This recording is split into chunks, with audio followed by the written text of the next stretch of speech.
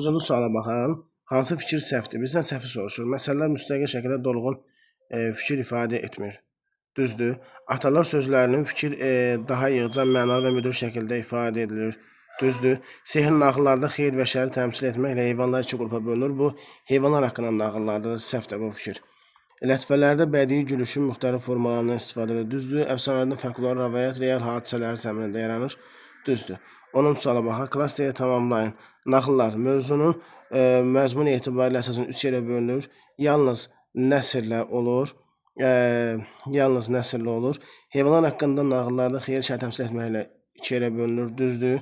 Bir olmayan cavablarımızı çıxacaq. Sehirli nağıllarda qəhrəman zülmkar şahlara qarşı mübarizəsində simir quşu, uçan xalça. Zülmkar şahlar ifadəsi yoxdur burada. Deməli, 2 də səhvdir.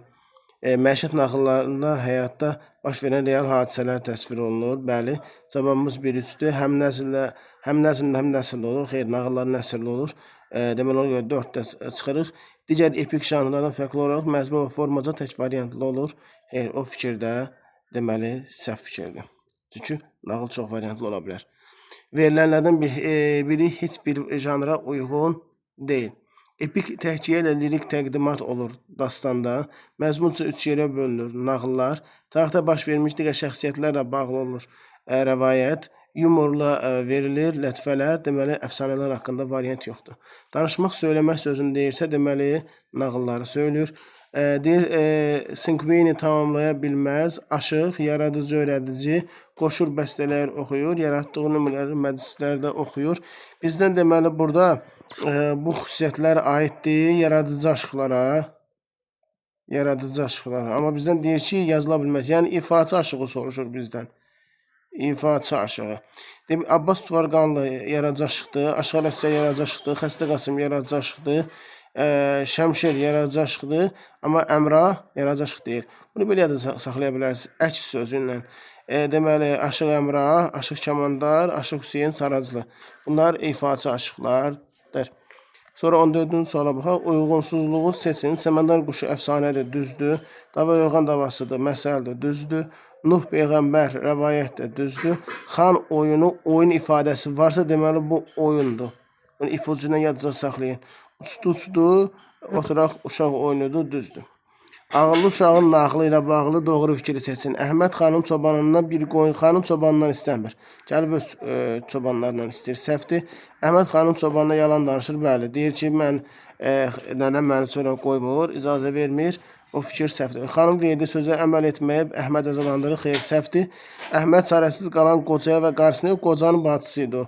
Səhvdir. Cəmaət Əhmədin xanın hüzuruna çıxmasını istəmirdi. Xeyr, bu fikirdə səhvdir. Ağlaram ağlar kimi, dərdim var dağlar kimi, xəzər oğlan tökülən, viranə bağlar kimi. Janrını deyir, müəyyənləşdirin. Bilirik ki, ağıdır və kəsişən hissədə verilə bilməz. Dodağın qönçədir, dişlərin sədəf, qaşların qüdrətdən, qara bəyistan. Bu gözəlləmədir.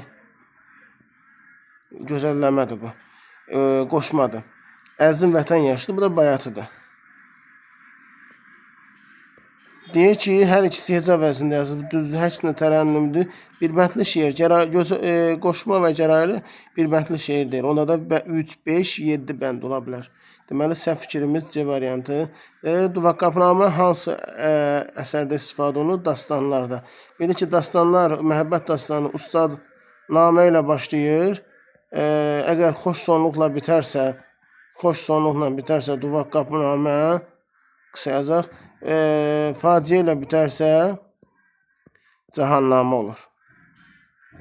Cahannamə. Aşıq Vali dastanında da belə bir duvaqqapnamə var. Əvvəl sənə gəldi Adəm Həvva, 3 gün qonaq qaldı səndə bir nəva. Öldürdün Habili, saldın bir dava, düşdü aralığa nahaqqan hanı. Bu Cahannaməni də nümunə göstərə bilərik.